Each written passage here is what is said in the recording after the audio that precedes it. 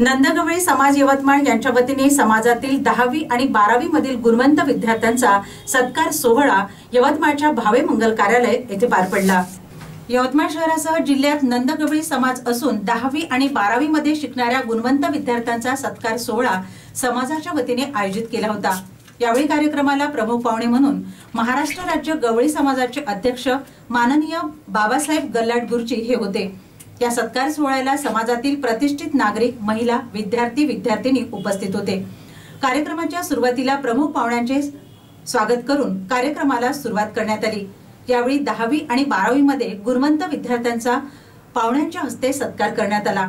नंदगवळी समाजाचे अध्यक्ष बाबासाहेब गल्हाट गुरुजी यांनी मार्गदर्शनपर भाषण केले।